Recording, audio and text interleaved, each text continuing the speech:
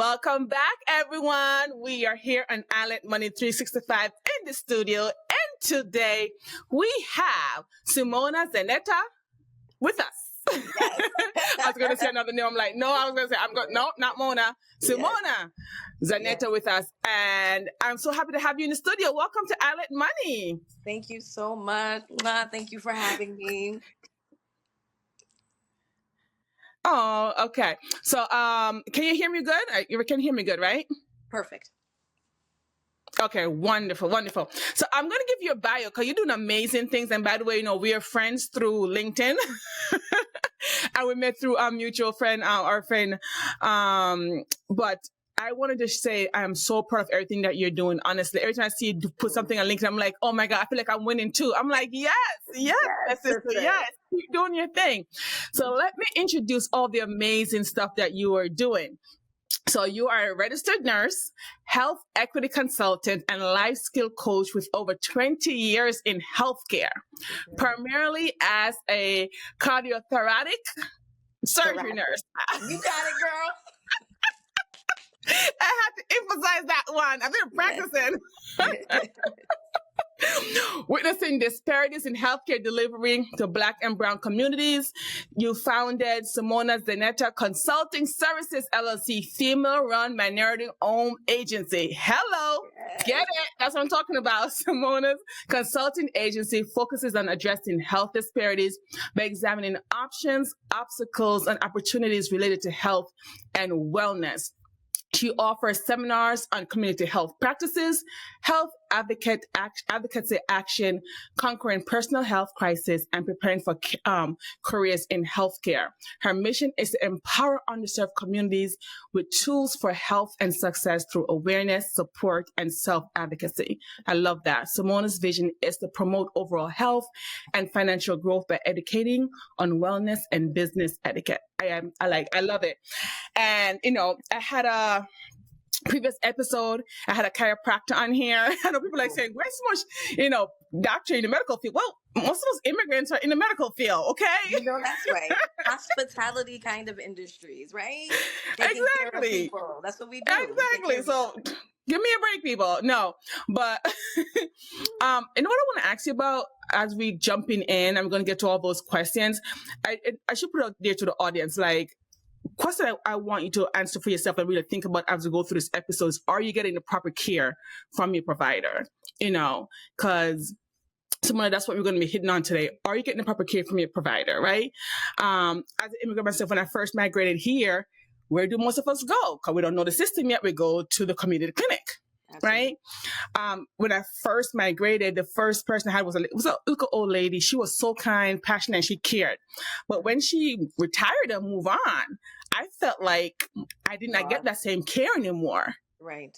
I felt discarded, like I was looked down upon. I was only 10 at the time, so I can just imagine what my mom felt. My mom worked really hard. She was like, we're going to help and get ourselves together so we can get, proper health care. But I don't know if it's only me, because at the community center, you community clinic, they're there for the community, but they see a lot of people. They see a lot of people, to their credit, immigrants, people who don't have the money, who don't have insurance. So I'm so happy you're here today just to talk about this and what our rights are, and then what you're doing to help create the change in the community. So with that, what inspired you to pursue this career in nursing? And, what led you to specialize in cardiothoracic surgery? It's a mouthful. It's a mouthful. First of all, I want to thank you for this opportunity. Like, it looks like we're reconnecting. Did I lose you? Yep, it said reconnecting, so I'm back again. You got me again? Okay, I got you. So should I ask the question over? Yes, absolutely. Okay, so the question is, let me redo it for you. What inspired you to pursue this career in nursing, and what led you to specialize in this area of cardiothoracic surgery? Thank you. To begin with, I know you moved on, but Absolutely. I would just want to thank you, first of all, for having me on your show. It is very appreciated. We all have to help each other out and hand in hand when we're doing this kind of community work and outreach efforts, and when it comes to Black and Brown people. So thank you so much for this opportunity and this platform.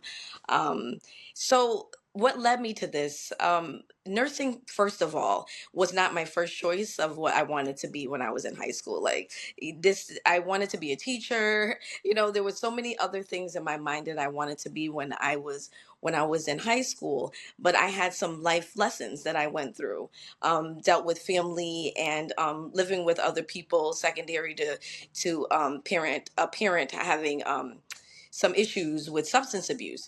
And so I kind of was, living with people at the time when I was in high school, but still had that instilling and values that were set in me from my mother and my father. So, had a great life, but some people have bumps in the road and you learn from them. And that bump from my mom is what I learned is what I wanted to be in life. And I had to take a test one day because in the counseling office in the high school, they're like, what do you want to do? What do you want to do? They sit you at a computer and you take this test, and it's a kind of an aptitude test. And I scored very high mathematics, science, and health. And so my counselor at school stuck me in the allied health program and stuck me in all of these like biology and chemistry classes just from this test that I took. And at first it was like podiatrist. I don't like people's feet. Like, I'm not doing Ugh. that. Another one was pediatrics. And I'll fast forward to say that pediatric wasn't my realm because I don't like seeing sick children. It was hard for me to deal with that in nursing school. So in school we had that allied health program. It was actually at East Hartford High, so shout out to East Hartford High and those counselors that really took this young lady in and say, we're not going to let you fall between those cracks. You're smart. We're going to help you out. So in that program, I grew to love nursing and grew to want to become a nurse. And when I went into the clinical realm, we would have to leave school and go and have clinicals. I like taking care of people, and I am the caregiver of my family. As you get older, you see yourself in that role. So that's what led me to healthcare in general. But to cardiothoracic surgery, I actually had a rotation. That was my last rotation in college at Capital Community College, which is now Capital. I think it's what is it called now? It's not Capital Community College now. It's CT something. But I know. I it's still not call it Capital. capital community It's though. still Capital Community College to me. Sorry, you guys, but it's still Capital Community. When I had my last clinical rotation, it was on a cardiology unit at Hartford Hospital. I was already working there as a CNA in neuro, so I did neuro, trauma, so people that get shot, get in car accidents. I was 19 years old. I started at Hartford Hospital. And so I'm in nursing school. I'm experiencing all this. I did psych, so I was able to kind of get the feel. And when I went to surgery, specifically cardiothoracic surgery, it was like I fell in love with the whole entire environment. Like, the heart is the pump of the entire body and it controls everything. If you don't have blood coming from your heart, healthy blood coming from your heart, a lot of things can happen in your body. So that's where I settled and worked at Hartford Hospital for about 13 years on the cardiothoracic surgery floor. It was an amazing experience. Wow. So, okay. So, you know what? Because that kind of changed what I was thinking. Because in the immigrant community, everybody I see, even my cousins, they're being pushed to be a nurse. I'm like, God, there's other professions besides being a nurse. But Yeah. what does our immigrant parents want for us, right? They want us Right. to have stability, they want to have a good job to make good money and can provide for ourselves, right? So they're going to Absolutely. push you into the field that they feel you can get that. Wait, Yeah. so I'm glad wasn't necessarily a push upon you, but you actually Right. kind of chose it in a sense, after this test. Do you think this test was right? Or do you still wonder what you could have been if you were a teacher? I I had experiences. So although I did take that test, I also had my own like life experiences. When I was 16, I did summer camp and I was like, no, I don't want to take care of anybody's kids. They out here screaming. They don't want to listen. They're spitting. So I was like, nope. I was like, I don't want to be a teacher. I can't do this, And I was like, and so Take care of these that kind of, baby kids. and you know what? And I mean, I did it in fun days in East Hartford, but it was also kids from Glastonbury and other, towns that abutted East Hartford that came to the camp as well. So we had a different, group. Some people lived in not so great areas, some people lived in great areas, but the way that the children behaved you know, you don't know everybody's household, so everybody is different, and their level of respect. I was like, when you tell the parents, they're like, "That's all right, Johnny, get in the car," and you're like, you just spit on somebody. Like, are you gonna say something to your kids? So it wasn't for me, because I know in my household and my the way my mother raised me, there was no way that would, you know. So I know I couldn't challenge other people's beliefs and their cultures at that time, and I was only 16 years old. I was like, oh, I can't do this. This isn't for me. So that's when I decided that I didn't want to be a teacher. Oh, look at you. That it wasn't for me. I was like, there's no way. There's no way. I was like, me in the classroom, Divine revelation. that was it. And so getting in those classes that my counselors placed me in was helpful, because now I had the experience. I had, you know, I did chemistry. I'm doing research. You know, I'm going and I'm learning about patient care. I'm learning about anatomy and physiology in the body. So that was exciting to me. You know, so it sparked something in me, and I guess that's what counselors are supposed to You're do. Right? freezing. Am I freezing? Oh no. How about now? Yeah, you're freezing. You're freezing. Oh gosh. You want to pause? Hold on. You Let have me any see. other medium we can work with or no? Let's see. Let's do this. Let me see if I put it on Wi-Fi. Would it do better? Hello, say something. You know, maybe I should Something. turn off my video. Maybe that can help with the bandwidth. Maybe let's see. Bandwidth? Maybe. Let's see. Together.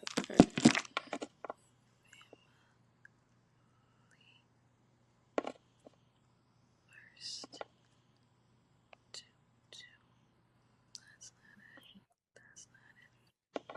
All right. Let me see if this helps. I'm going to try to join my Wi-Fi and see if that creates a better link. Okay. All right. Give me a couple seconds to get that up.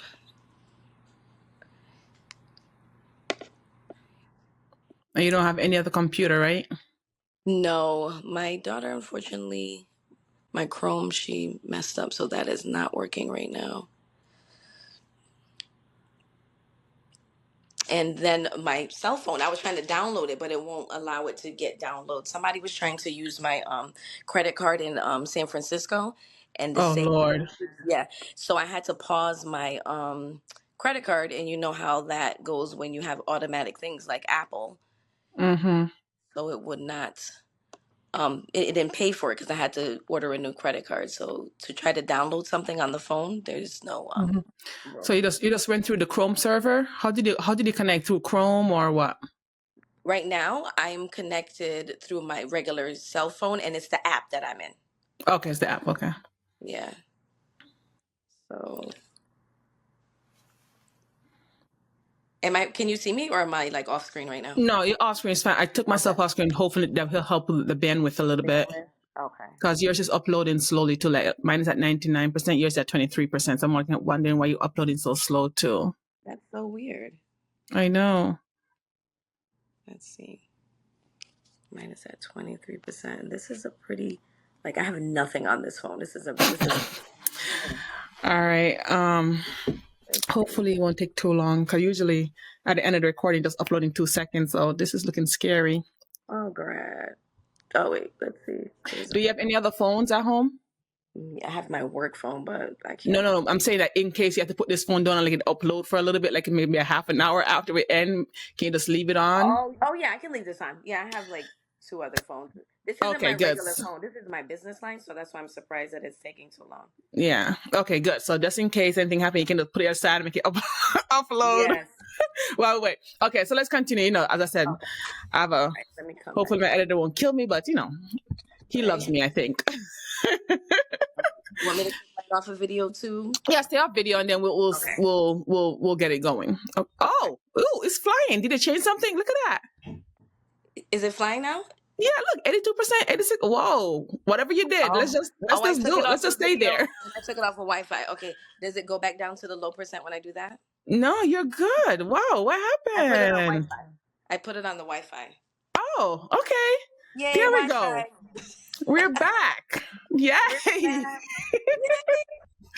All right. So, all right. They won't know the difference. This is going to be cut out. Right? All that will be cut out. All that will be cut out. All right. So please share your journey from, no, actually, let's go back to where you're saying that you're so grateful that the counselors at the school, pointed you in a direction, and you can go from there. Absolutely. So I mean, I've been out of high school for 24 years now, right? So back then, I had amazing counselors. Like they were invested um in my growth. You know what I mean? Like I actually did well in school. I had good grades. So when, these hiccups and stuff happened in my life, they pulled me in like, this is a smart girl, let's help her out. So when I went and took that test, and they placed me in the allied health program at East Hartford High, and it just opened up this new world for me, right? Like I fell in love with healthcare and anatomy and physiology. I thought it was so cool how the body worked. I love science. Math I was very good at, so it just fit, and I still love it. Like I still love what I do. A lot of people get jaded from the job that they have, and sometimes you're like, I can't stand this, I don't do it. But I know. I could never see myself being anything else than what I am, you That's know? awesome. That's awesome. My mom Yeah. is an RN as well, and she's working to be an APRN. I'm like, Mom, Okay. shouldn't you be retiring? She was like, No, this has been my dream forever. So she's going Yes. for it. I'm like, okay, What good does for she want to you. be though? Like what kind of APRN does she want to do? She told me, but I'll get back to you. Because I was like, please let it be like dermatology or gastrointestinal. We don't have that many, or allergenists. Like, I'm trying to push people to do those things. Oh, I'll let her know. I'll let her know. so Absolutely. so please share your journey for being, so you went from being practicing nurse, right, to becoming a health equity consultant and life skill coach. First of all, Right. Simona, what is a health equity? I've never heard of this. What is a That's okay. health equity consultant? What is that? I love it. I love it. All right. So you are very versed in your field, right? You're very versed in finance and you know a lot about it. And when it comes to these healthcare terms, you're like, what's that? What is this? Exactly. What is that? Right? So I'm the person that levels that playing field. I'm that person now that say you're in the hospital or you have some questions about what's going on with your health, with your life, because your health is your life. You're sick, things don't move. So if you have questions and things that you don't understand, I'm going to level that playing field. The equity piece comes in because black and brown people, we know even less than our white counterparts, than our Asian counterparts. Even our Native American population doesn't know as much about their health and wellness, and this is their land. So those types of things, when things come up like about diabetes, I listened to a story yesterday. I give you a little piece of things. I was on a health equity coalition group. So this is across the United States. Some people are in Canada, some people are in Africa, and we get on this call and we talk about breaking down the structures of how equity is not reached across board. Right? Equity meaning that everybody receiving the same care as it relates to them, because your care is going to be different than mine. Ours is going to be very similar because we're Black women, so our bloods, things that happen to us in our life would be the same. So the woman told a story about her family. She put a picture up, and like of them. We didn't know it was her family, and it emoted an emotion. She said, "Tell me what you feel about these people." It was a beautiful Black woman. You could see that she's older, and it was in black and white. And the gentleman, and they were kind of like close to each other, real delicate. The gentleman was in an army outfit. And so she was like, "Tell me what you feel about these people." And we're just like, "Oh," I said, like, auntie and uncle, I want to go to their house and have dinner. Somebody said, like, black love, joy, things of that nature. And so she went on to say this was her family. This was her grandmother and her grandfather.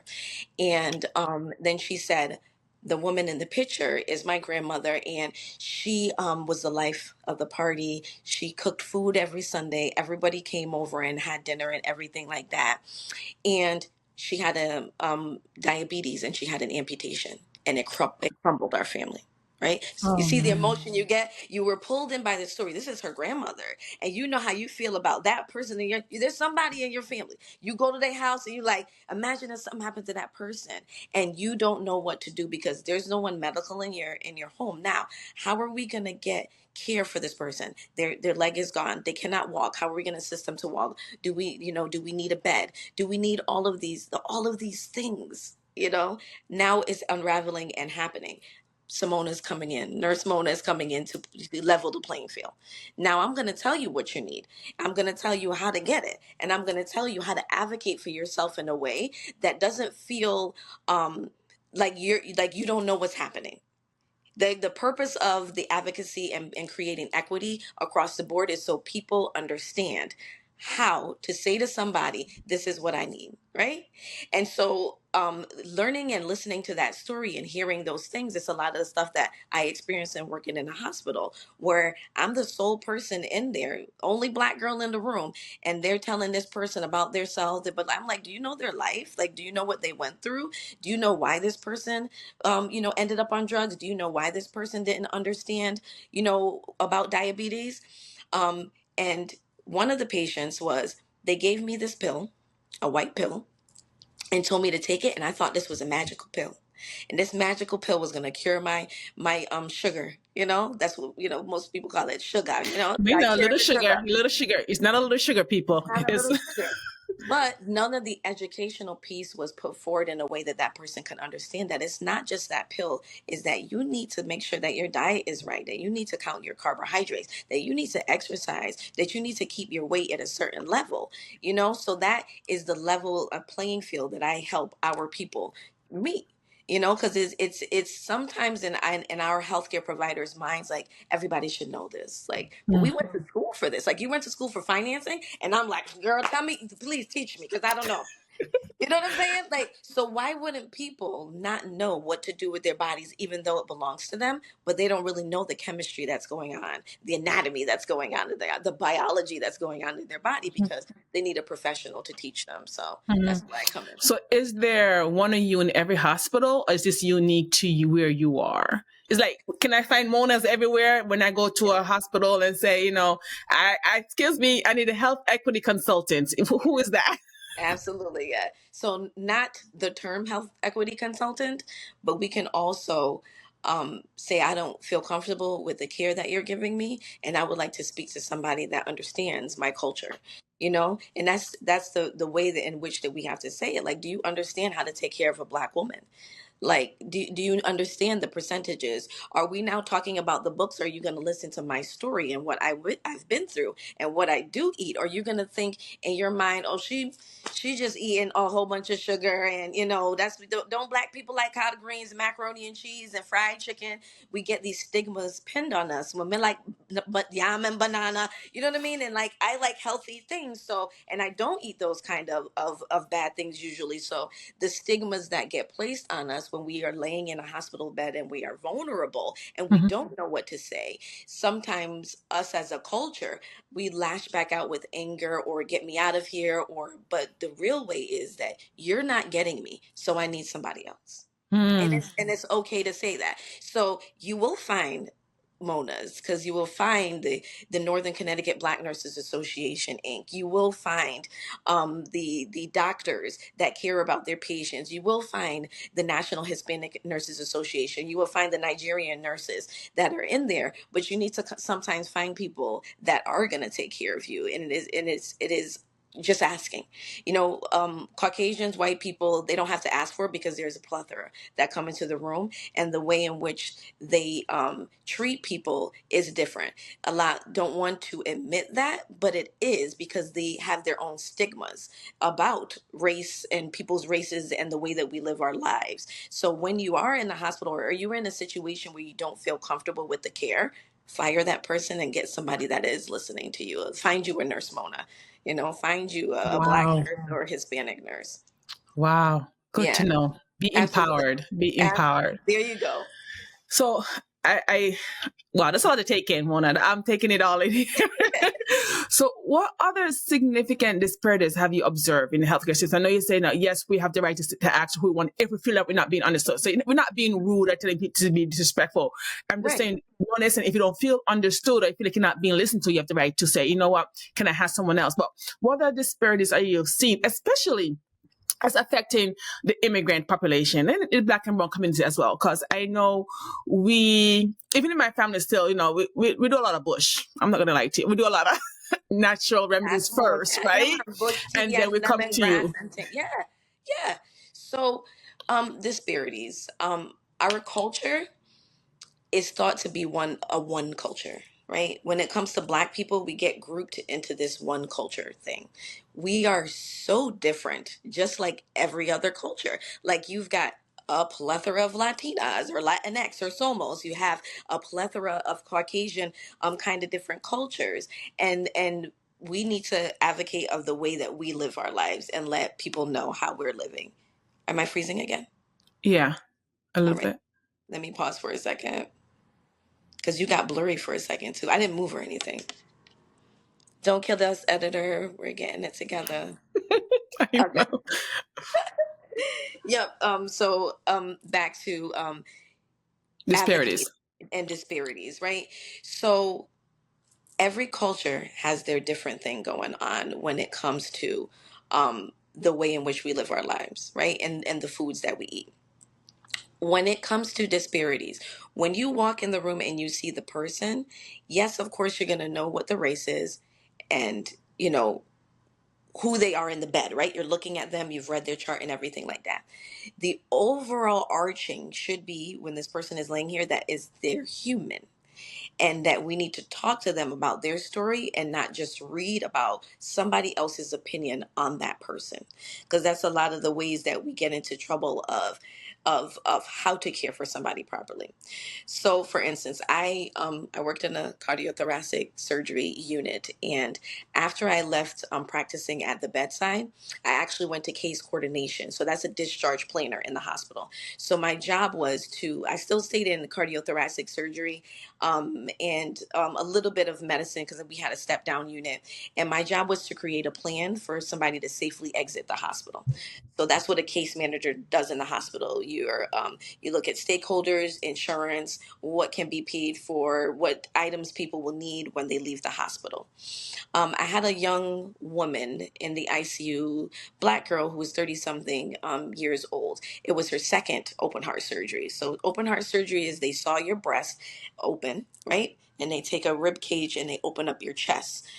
Sometimes they can do it less invasively, but that's like, going through the groin. There is some pain with that. But this particular instance, this woman was having a lot of pain.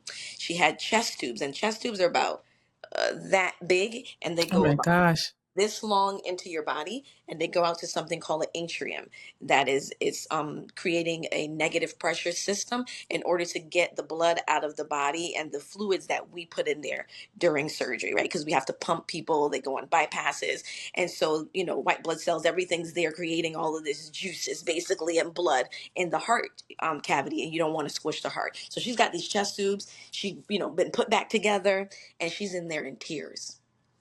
She's holding on to the bedside rails. Her knuckles she's like white knuckled, and she's just sitting there breathing like this. And I'm like, "What's up, honey? What's going on?" And she was like, "I'm in pain." And I was like, "Did they give you pain medicine?" She was like, "A while ago, but I asked for something else, and they told me that I was fine." I said, "Okay, let me go out there and see what's going on and everything like that, Just remember, holding on to the side rails, crying. She's not pressing on the call button, begging for any medicine. She not, you know what I mean? When somebody is med seeking, this is what they do. Where's my medicine? They do that. She's just laying in the bed. So I went out there, and then the person that was in charge of her happened to be she like in her 20s, like later 20s. So she was a physician assistant. And I said, "Listen, that so and so is having a lot of pain." She said, "Oh, don't worry about her. She smokes a lot of weed. This is her second surgery anyway." So I sat down on the bedside and I put my hand like this, and I was like, "Would you do that if that was me?" I said, look at me. I said, would you do that? She's in there holding onto the side rail and she's crying. And I said, you've got the man down the hallway, a 62-year-old white man with a PCA pump in control of his pain, sleeping like a baby. And you got this 30-something-year-old girl in here crying. I said, would you do that to me if I was in the bed? Like, is it what is the reason why you're having this? And she looked at me and she was shocked at what I said to her. And if I wasn't there, are we going to allow this little black girl to have all of this pain because you have whatever preconceived notion that you have in your head about this young lady? Fast forward, she was transferred out of the ICU. They took her chest tubes out. I went and visited her again because she was on my mind. I had to make sure that she was okay. I went in there. They took her chest tubes out. She was sleeping like a baby on her side. She was sleeping like this. And I went in there and I'm like, oh my God, you feel, she's like, I feel so much better, girl. Thank you so much. Not because she needed a whole dose of pain medicine. I think they gave her something called tramadol. That's not really a narcotic. It's like kind of like extra strength Motrin. They gave her a tramadol. They took her chest tubes out. She was comfortable. Why did I have to advocate for her in that way?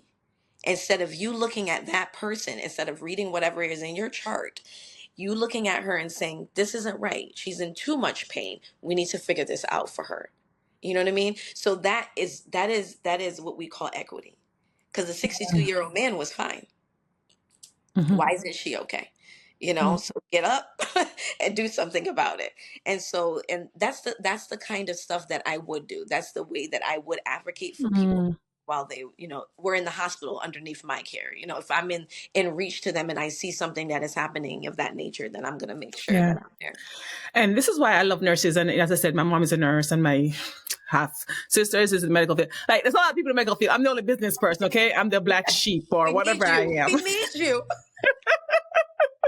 Everybody's in the medical field, people. But I always tell people, nurses are your number one advocate. They are. They're the one that knows you. They're the one that's at your bedside. They're the one that become a part of your family. They, they interact with you. They are. Nurses, doctor. Look, they were in the school long enough. I have doctors in my family too. Yes. But doctors come, they read the things that the nurses put down and make a decision and go on their way. The relationship building is with the nurse and the patient. So the nurse is your number one advocate. So I'm saying the nurses play such an important role in healthcare. It's amazing. I mean, I hear, I see how my mom cares and bring things home sometimes, and she's just so passionate about what she does. So, I totally get what you're saying in terms of the nurse care. And but yeah, I'm glad you were there. If you weren't there, my God, it doesn't matter what people do or what they think they're people. Yeah. So how do you, empower individuals and families to advocate for their health and navigate the healthcare system effectively? Like, say you're not there at that moment, it's your day off, because nurses get day off. Even though my mom works doubles all the time, they do get the day off. Absolutely. So how do I advocate for myself, Nurse Mona? Right. Educating yourself, finding people like your mom and the people in your family, like, talk to me about our family. Talk to me about who in our family had cancer. Talk to me about who had diabetes. You think that it will affect us? Like, talk and know your body inside and out more than somebody else. And if you don't understand something, find somebody that does. I don't understand what you're saying to me about this pill that I'm taking. Empower yourself enough to advocate for yourself. I say this all the time, and it's the simplest thing. We, as a culture, will fire our barber, our nail tech, and our hair professionals in a second. Why don't we do the same for our doctors? If you don't like, and they're not listening to you, they're not listening to you. I walked into the doctor's office one time. This was my provider moved to Kansas. I was like broken. She moved away, and I walked in for a new provider, and I'm telling her all this stuff that was happening to me. Like, my hair was falling out. I was having muscle twitching and pain in the back of my calf. All of this stuff was happening. She's like, are you exercising? Are you stretching? Oh, your hair, I had like braids or something. She's trying to touch my hair. Your hair is really nice. Oh no. That was the never touch a black woman hair. That was the last time she touched my little twisties and whatever. And I got rid of her and came to find out that I had thyroid problems. I don't know if you can see my neck. It's a little bit swollen. Mm-hmm. I have a, my sister Fly likes to call it thyroid energy. I have this thyroid energy that I have nodules on there, and it causes these palpitations in my heart sometimes if my numbers are lower. And I didn't know that. And luckily, I did get a provider after her that was concerned enough to say, let's do all of this blood work to see what's going on with you. Like your neck does look swollen. Let me touch your, you know what I mean? Like instead of touching my hair, and I'm telling her that I've got a bald spot that I'm covering in my head because my hair is falling out. Something is wrong with me. Instead of her saying, oh, let me just write you a dermatology consult. That's my friend. They're in Glastonbury because now you want me to go get shots in my head, but that's not the underlying problem. The underlying problem is something is going on in my body that caused all of this to happen. And so when you figure out yourself, your history, what's going on in your body so that change is happening. You can be empowered and say, I am educated enough to know this is not right with my body, and this is the family history, so I'm going to need you to research this for me. So always advocating, always feeling empowered, and always knowing that you're in control of your life. Yeah, I said to my clients all the time, I was like, when they come to me sitting in the world of debt, I'm like, okay, those are the symptoms. You can't sleep at night, you have anxiety. Okay, those are the symptoms. What's the cause? Now, why are you not stopping spending? why are you not taking, exactly. What's preventing you from cutting up the credit card right now? Why are you having, but yes, you have, you cannot treat a symptom. You got to get to the root cause of it. And especially in the medical field. And, you keep touching upon diabetes, because diabetes really run rampage in our community. And I'm glad you say that, because my grandmother have diabetes, and she also said she would touch the sugar. I'm like, girl, grandma, you don't have to touch the sugar. You have diabetes. Or I've seen other people in the community say, oh, I'm not claiming it. I'm like, you don't have to claim it. You got it. So you need to take care of it. Because I feel like I was like, diabetes to me is one of the worst diseases out there. Reason being, it can take everything. It can kill you from the inside out. Everything. Right? It's everything. You can lose limbs. You can lose your eyesight. It can affect your heart. I mean, it is such a big thing because, when I was younger, my sister got diagnosed with type 1. She was like 8, or she was really young when she got diagnosed because we didn't know what was going on. Right. And once again, we're fresh immigrants here. Ran to the community clinic. They told us that she was growing. And my mom was like, I don't believe that. My mom went to, cause at the time my mom was working in, what do you call it? Indenture service. What do we call them? What's the proper term now? Hospitality. Was she doing home care? No, at the time we just migrated here, so she was taking care of other children, other people's kids. Indenture. So you about to say indenture. She was a nanny. She was a nanny. In home care. Right? In a home care setting. Okay? But we know what it is. We know, us immigrants know what it is. Yeah. And she, for a wealthy family in Westport, they're very nice. And my mom expressed her concern that something's wrong with my daughter. And the nurse is not listening to me. The doctor's not listening to me. And she was like, bring her to my doctor. And she immediately did not pass go. Ambulance came for my sister and rushed her to Yale Medical Hospital. And if it had stayed, I would not have a sister today. So you have to go with your instinct and have to know what's going on with you. It's your life. Like, yeah. It is your life. You know what I mean? Like, yeah. It's your life. And about the diabetes, because I like to give that educational piece, because you talk about the not being able to see and the amputation and stuff like that.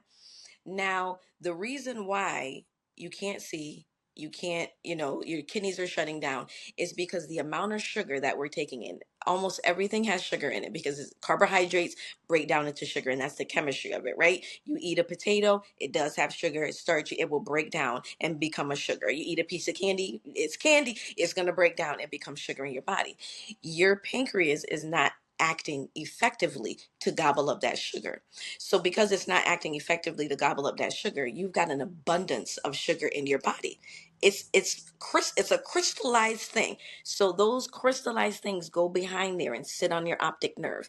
They sit inside of your kidneys. And what are they doing now? They're stopping good oxygenated blood and nutrients to get there. So now you're killing off that optic nerve because the sugar is sitting there and not allowing these nutrients to get to your eyeball. You're killing off your kidneys because the sugar is sitting there and your body cannot pass it through. We got little tiny capillaries in our legs and our hands and stuff like that the blood is going through, and it can't move because the sugar, it's like syrup, right? Syrup in your system, and it's not going through as it should. And so when you have that settle in there, you have death of that space.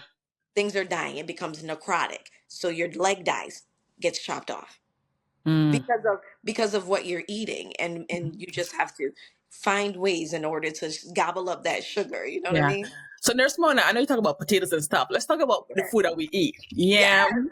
Let's talk Yeah. about the food that we eat. Does yam does Yeah. it? And, boiled dumpling and Yeah. Yeah. Look sweet at my. not the American sweet potato, but the sweet potato, you know what I'm talking Yes. about? The Yes. boiled I green love that sweet banana. potato. Does that all Yes. contribute to it? Plantains? Yes. Does that Yes, it does.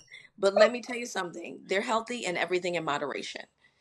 So if we about to have a boiled dumpling, then you're gonna have a lot of protein on that plate then, or you're gonna have a lot of vegetables on that plate. You know what I mean? Like things that are gonna offset this. Now you want a treat because a dumpling is a treat. That's a lot of sugar. That's flour and sugar. Mush up boiled and put on a plate. So your pancreas is have to break down this big thing of a dumpling or a yam.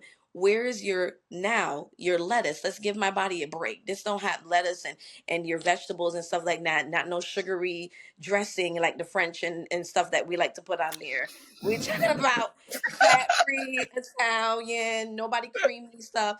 You got a nice salad. No salad with when them soak the salad and nice green rustic salad because you want that dumpling. It's a little bit of a give and a take when it comes to it. Now, if your diabetes is at a certain level that you can't even have that dumpling, that's just something that you cannot have. It's just something that you need to abstain from, right? Because what is it? Your life, right? So is Yeah. this dumpling worth my eyes? Mm-hmm. Dumpling. Is this dumpling worth my leg and me walking and me, chaka chaka and dancing up and you know what I mean? Is it worth that in the long run? Because it's not one dumpling. We are continuing with a fried dumpling, the yam, and big thing, and we have our soup, and we have all of these things. Is it worth it to you to lose it, or my sugars have been so good for the past week? I can have a dumpling. Let Not me two, get but a dumpling. Here she said this. it. A dumpling. One.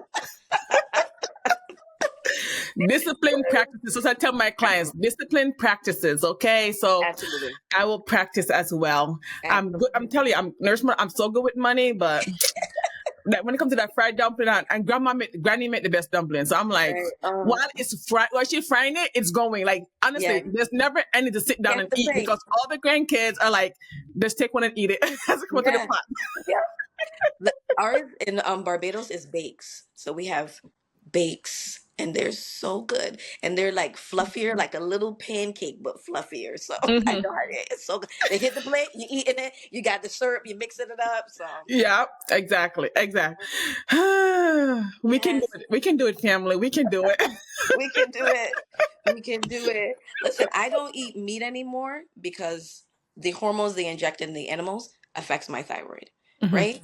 And then so after not eating it for a while, I develop an aversion to it. So I don't eat like chicken or any. I do eat eggs still, and I eat fish. So there's the things that I eat because I know that if I eat chicken, they inject the animals something's my thyroid. I don't drink alcohol anymore. My family has stomach acid issues, so I abstain from these things because I know it's going to affect my body in a negative way, and I don't want to feel bad.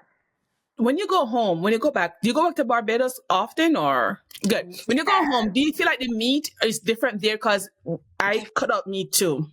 Right, but I'm still struggling with the oxtail. I must tell you that. And whenever I see oxtail, I'm like, let me take the gravy.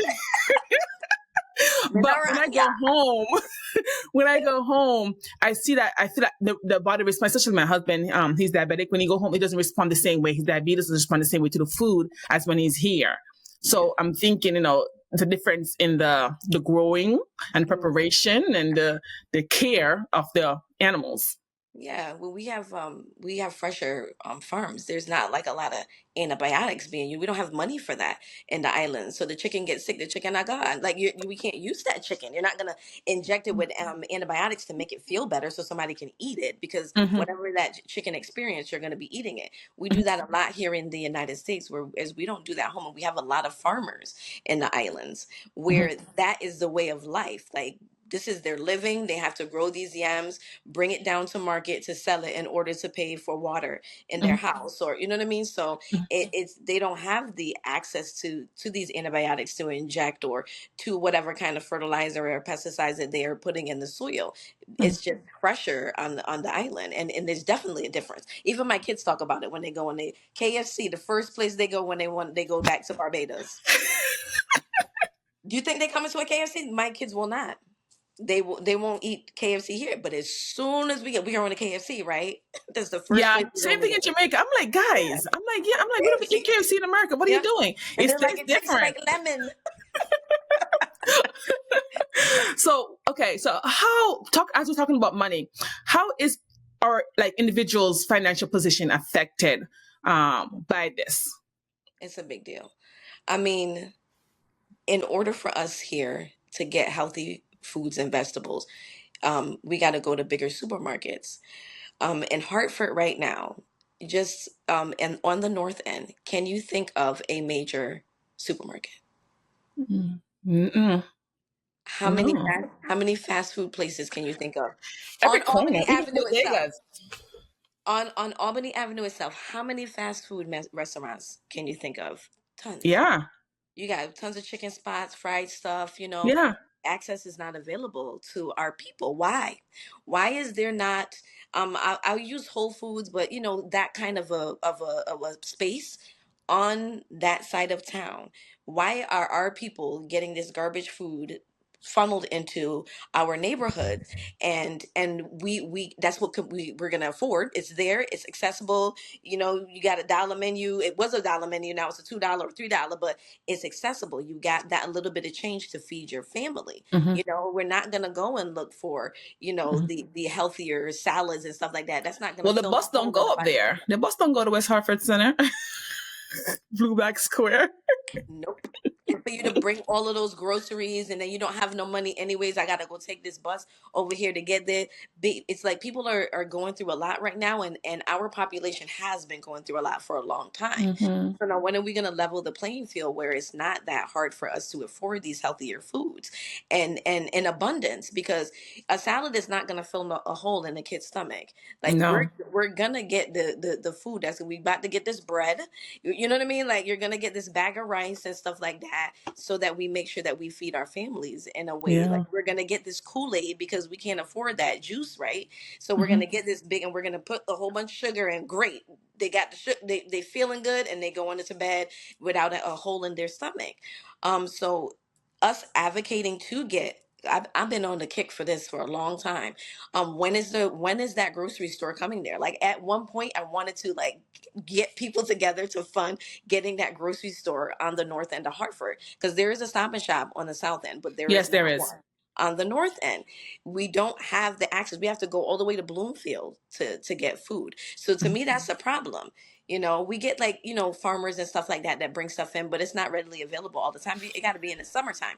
And I feel like the one that's there, the ethnic one that's there, is so expensive. Absolutely, absolutely. I'm not saying any names, but I mean, Yeah, I'm we like, know. I can't Yep. afford this. I was Yep. You like, go in there and the yams are so expensive. You know what I'm saying? So it's like how are we supposed to eat great if it's not accessible to us, if it's not yeah. there for us? We're gonna eat what we can.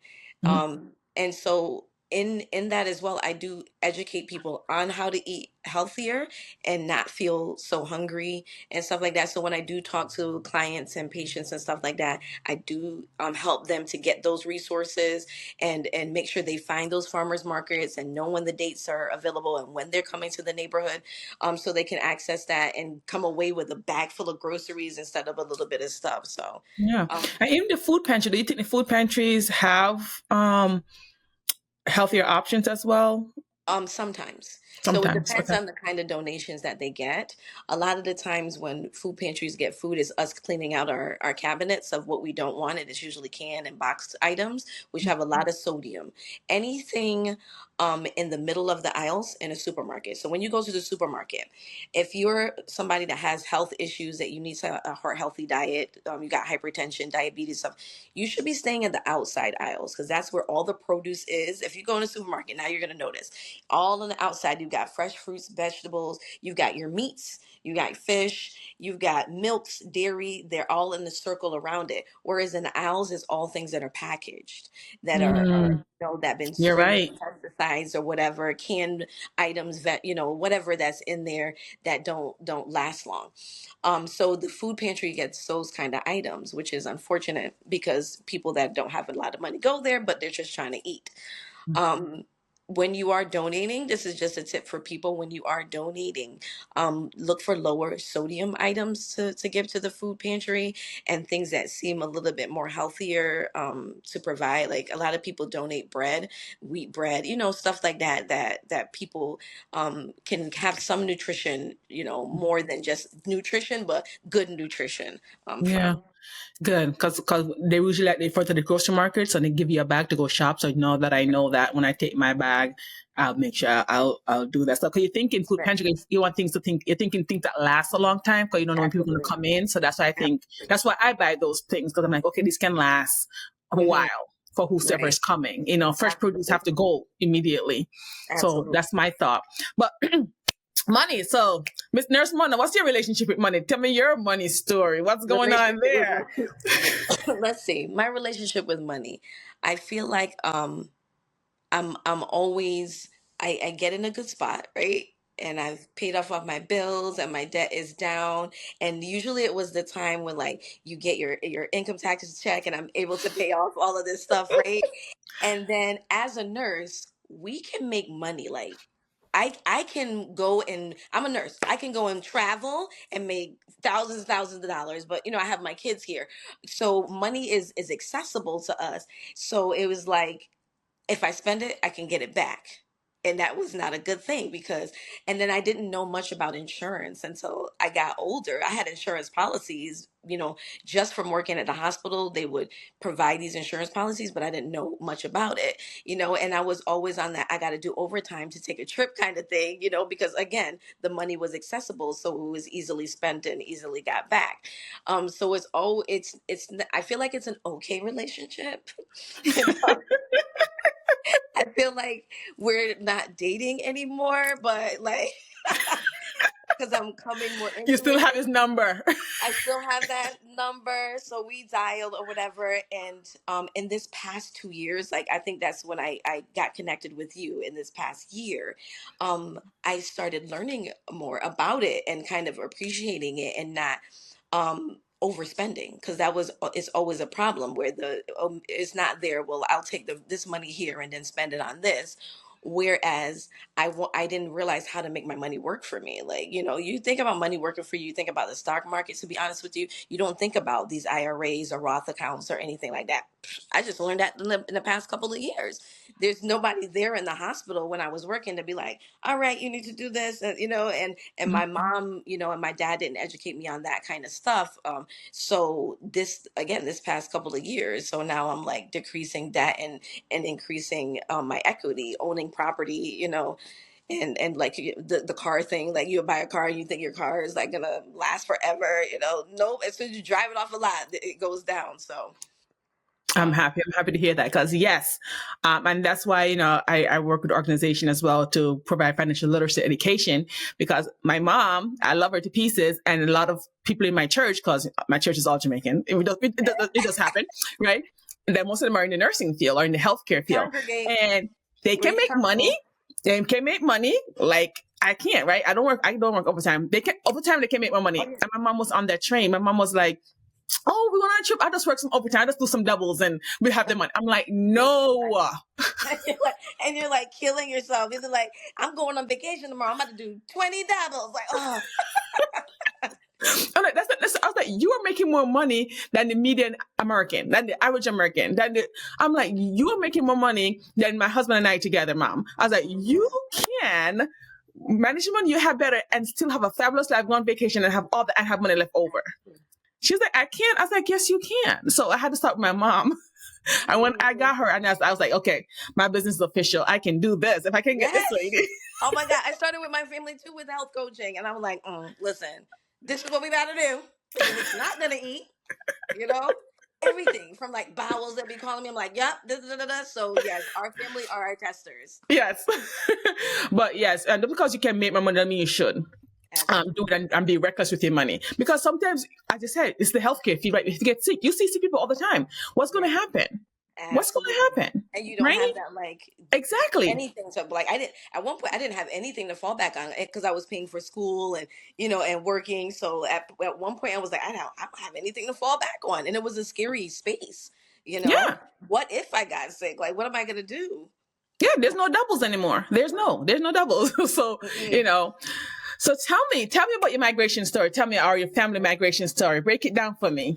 Absolutely. So, my family, mostly all of them comes from Barbados. So my all of my grandparents were born there on the island. My mother was born there. My father was born there, and my father actually came here first.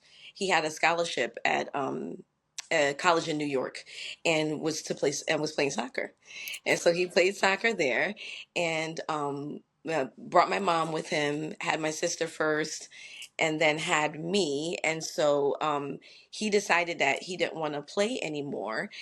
He got very much into his Rastafarian culture, which I respect and I understand. And he didn't want to be in the space where he was in anymore. He's like, I don't want to play ball anymore, And it was like for the white culture, you know what I mean? He's like, no, I want to go back. So he went back to Barbados, and my mom and me and my sister stayed here. And so we were my grandmother lives in New York, so my mom stayed with her, and we kind of grew there a little bit. Actually went back to Barbados with my father, my sister and I, and went through preschool there, and then I believe like a half a year at kindergarten. And my mom came back and got us, like, I want my kids, and came and got us back, and came and brought us to the United States. My sister and I, and we've been here ever since. So we were born in Brooklyn, New York, my sister and I, and so went back there and got that island education, like when we were young. So and then came back here, and it was so different than Barbados. The cultural shock. Like, I remember we were living in Windsor in River Bend. I don't know if it's still called that now, over there in Pequannock. And Yes. we had like a sliding door. And I remember running through the sliding door because I didn't know it was there. We didn't have no screens like that in Barbados. We had shut the door. You know what I mean? Like, so it was there, and everybody's laughing, and it's like we came, and we had like our little afros because my dad was Rasta, and we didn't perm our hair. And so my mom like put a jerry curl in our hair, like when we Oh got my here, gosh. to fit into the culture. So it was a culture shock. So that's how we did get that island lifestyle, because in Barbados, when we lived with my dad, we had goats. I watched a sheep being born, like right in front of me, then pull the sheep out. We had a sugarcane field. Like, I would play with butterflies and put them together. Let me do that now. Like, that's not happening here. It's not here. It's not here. Feeding the my little sheep that was just born. We had chickens and monkeys in the tree. It's a different culture from being there, but it was a good life still. It was different. So that's Yeah. story. That's interesting. My mom never tried to make us assimilate. She still with my bubbles, and she still made me. I had to adjust. My mom was like, "No, they're gonna adjust to you," and I'm like, "Oh God." I I went through it. know. Yep. So I never got my hair perm. I never did it. I was always Oh yeah, natural. we So got eventually I went dread. I'm like, you know what, Mom? I'm going dread. That's it. yeah. I'm going dread. Yes. Because before they had a crown law, I saw where I had internship and it was affected because of my natural hair. No. Because I was Isn't dressing that professionally. I horrible? mean, Isn't that horrible? it was horrible. Because And of I knew your that was it because I dressed professionally. I was shopping at New York and Company at the time, right? New York and Company at the time, they were professional clothes for young people. So I knew I was on point. I was on my stockings, my heels, and everything I was supposed to do. And it was like, well, we don't feel like you're dressing professional. I'm looking at myself and like, what? So the only thing that was left Here. was my natural hair. Yeah. So I said, okay. I was like, what am I going to do? I'm not going to perm my hair. I'm not going to change my, my way. So I was like, okay, dread it is. I go dread. That's what I was gonna say. Not for you. That place wasn't for you. It wasn't for me because now I'm excelling. But I know we're running low on time. But I really want to talk about the roles in Hartford because I feel like that is an amazing, amazing thing that you're doing. You have to talk about it, please. Yes, Roles in yes. Hartford. Let's go. So when I left Hartford Hospital, because I was working for Hartford Hospital for a while, I decided when I was leaving that I wanted to form my own business, and that's where Simona Zanetta Consulting came in because I wanted to be an advocate. I was in a hospital; I felt limited on what I could do for our community. So I came out and I was like, I'm gonna do this stuff. I had so much joy, and I'm ready to do this stuff, and I was like, a lot of stuff was coming up about women's health, and I have a both of my sisters, my biological sister Sheba, dealing with bad cramps, and and nobody really listening to her. About my foster sister Shamika, she was like, from high school, whenever would have her period, she would like throw up and be like wrapped around the toilet, and then there was all this stuff coming out about what a real woman was, and I was like, we're gonna have something to celebrate being a woman. Right.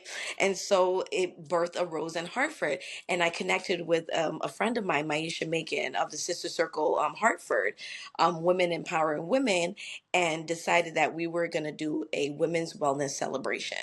Maisha does a lot of like outreach stuff and bringing women together of color and women in general, just sitting down, talking, doing things, talking about our stories and health, self care and all this stuff. So I was like, she's perfect. We got to work together.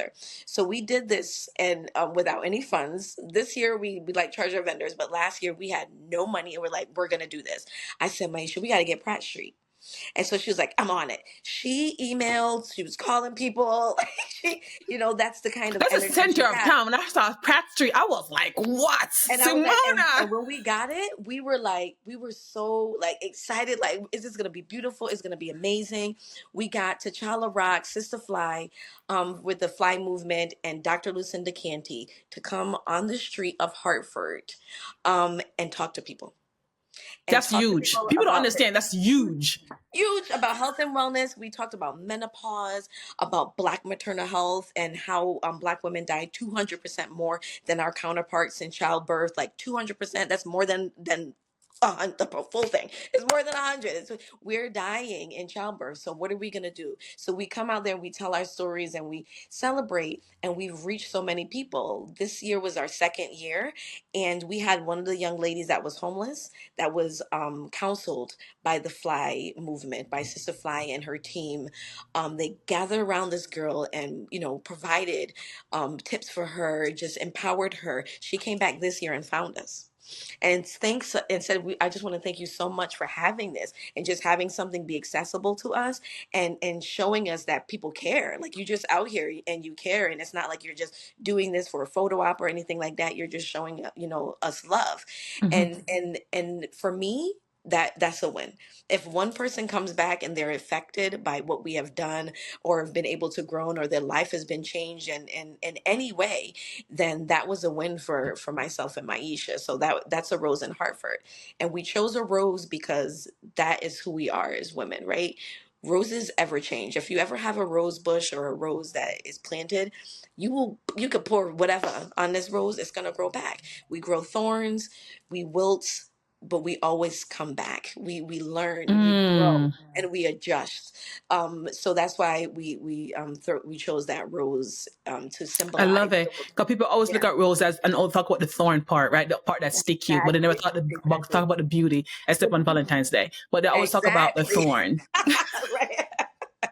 It's still this rose and stick me. So, but that's who we are, right? So it's an amazing event. Where I can't wait for next year. More surprises, more talks, more education. Just for us. Just for Mm-hmm. us, and just to be there in that atmosphere, like the wind's blowing, we got music playing, and we're Mm-hmm. having a good time. So, So, what is your long term goal long for term. it? For your consulting services, and how do you measure success for it? My success, I tell people all the time that this is not a get rich thing for me at all by any means. Because like I told you, as a nurse, I can go and travel and pick up and make thousands of dollars. This is hard work for me. I don't like seeing our people sick. When I see somebody sick and not able to take care of themselves, and I know that the information is accessible and it's there, but they just don't know how to reach it, that's a problem for me. So my long-term goal is to continue to educate, and it's going to be passing the torch. I'm going to inspire. I know I am, because I already have inspire people to be education, individuals in healthcare and advocate and show people that they can be empowered. So that is what I will continue to do, and growing and working with organizations like yours and the Black Nurses Association, Hispanic nurses, and just doing this work until I can't anymore. I will do this when I retire, honestly, because I love, the work that I do and showing people how to take care of themselves. Yeah, it's amazing. I mean, I see stuff on LinkedIn. I'm like, oh my gosh. I'm like, look at this. Look at her. Look at my Bayesian girl. Yes, Bayesian to the boy. I am so proud of you. I mean, all of you and everything that you're doing. So that's something I ask all my guests. All right. Yes. What is one saying or, proverb that your parents always using you to encourage you, to chastise you, to teach you? You're Bayesian, so you have to have some. I know you do.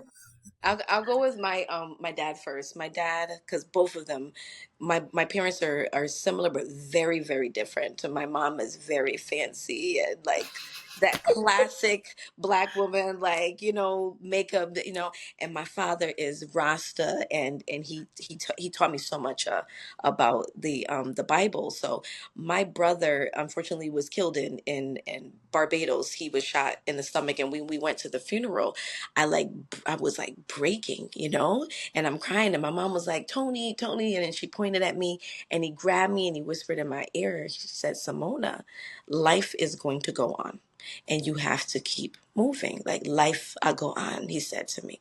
So this is going to happen, but you have to keep moving. And so to me, that I work with that and I move with that for, just move on with life with that, and with my mom, she instilled so much into me, but she always said to smile. She said, Simone, no matter what, continue to smile, continue to be yourself, because people are always going to judge you and what you do and not understand what you do, but smile anyway and continue to do so. So I take I both of like that that. together and keep moving with my life and keep smiling in my life, and just want to change the world one person at a time. I love that. That's why I always end with that. I'm like, Yeah. I love it because it's so encouraging. Like the things that people say from their culture, from the background. I'm like, that Yes. is nice. That Yes. uplifts my spirit. That's for me. Absolutely, absolutely, absolutely. We choose Oh our my, parents, so we choose our parents yes. from the womb, so they are in me. Exactly. Oh my God. Oh wow. I love that. I love that. I didn't ask you, Simona. I know it's at the end, but are you teaching your kids about money? Are they learning? Are you think they fall in this? Yes. Yes, my son, little bit more amiable when it comes to listening about the money. He's 24, so he's understanding real adult life. The 16-year-old is the youngest, so she's very spoiled. So if I don't get it, everything is accessible now. Somebody at Cash App or send, food on the porch. So she thinks money is like falling from the sky. And I said, Gabby, it's a rude awakening. So she'll be getting a job and figuring this out, but she does have a bank account. Both of them have the bank accounts set up. And yeah, so Joseph is a little bit easier. My little Gab is gonna take some time. She's not spoiled. She's blessed. I tell my kids. I You're know blessed. that's right. Blessed And beyond high measure. favored. Highly. But I love that. Keep moving, keep pushing on, and smiling as you go through. I love that. I'm going to keep that with me. So I just want to tell my audience this is the last episode for the season, but don't worry. We'll be back in January with more amazing stories and resources that you can use.